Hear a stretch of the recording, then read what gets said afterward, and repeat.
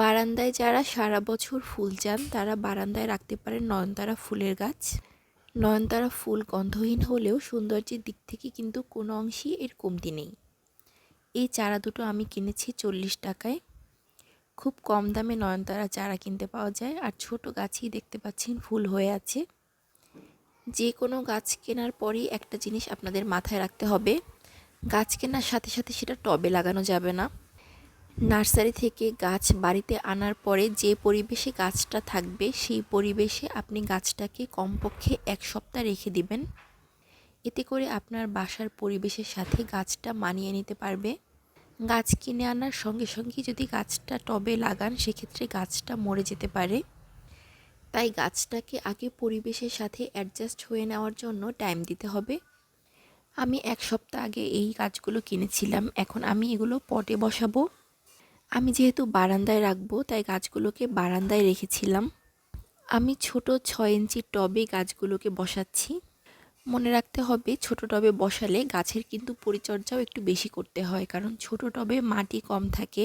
তাই গাছকে নিয়মিত পানি দিতে হবে আর নিয়মিত খাবার দিতে হবে।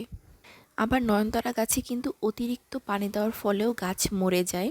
সেক্ষেত্রে লক্ষণগুলো দেখবেন, প্রথমেই গাছের পাতাগুলো ঝিমিয়ে যাবে আর ধীরে ধীরে গাছটা নেতিয়ে যাবে।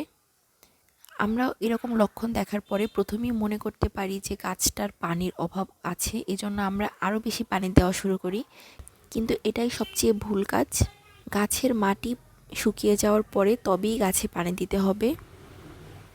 অতিরিক্ত পানি গাছের জন্য ক্ষতিকর। আমি গাছের গোড়ার মাটি হালকা সরিয়ে তারপরে মাটির মধ্যে গাছটাকে বসাচ্ছি। গাছগুলো মাটিতে বসানোর পরে আমি গাছে পানি দিয়ে নিচ্ছি। 15 দিন পরেই দেখেন গাছের চেহারা চেঞ্জ হয়ে গেছে। গাছে আরও অনেক ফুল এসেছে, তার মানে গাছটা মাটিতে অ্যাডজাস্ট করে নিয়েছে। যেহেতু আমি খুব ছোট টবে গাছটা বসিয়েছি তাই আমি 15 দিন পরেই গাছে খোল পচা পানি দিয়েছি। আর গাছটা এমন একটা জায়গায় রেখেছি যেখানে দিনের অর্ধেকটা সময় রোদ পড়ে।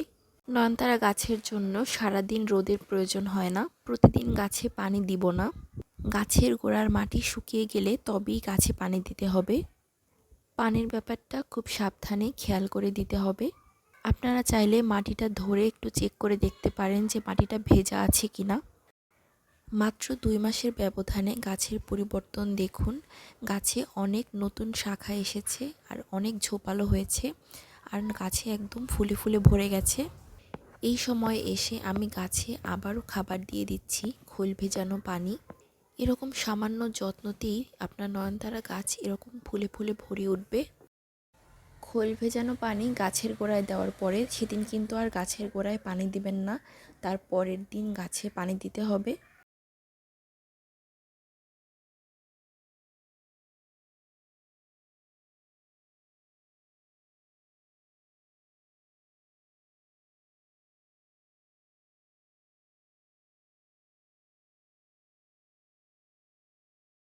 নয়নতারা গাছ থেকে চারা করা কিন্তু খুবই সহজ।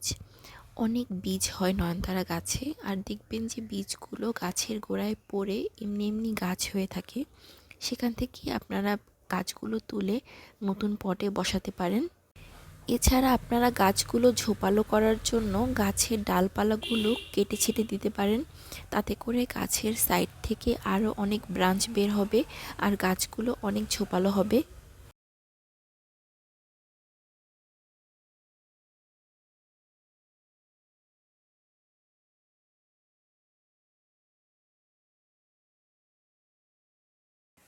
এখানে দেখেন গাছের গোড়ায় কত ছোট ছোট চারা হয়ে আছে।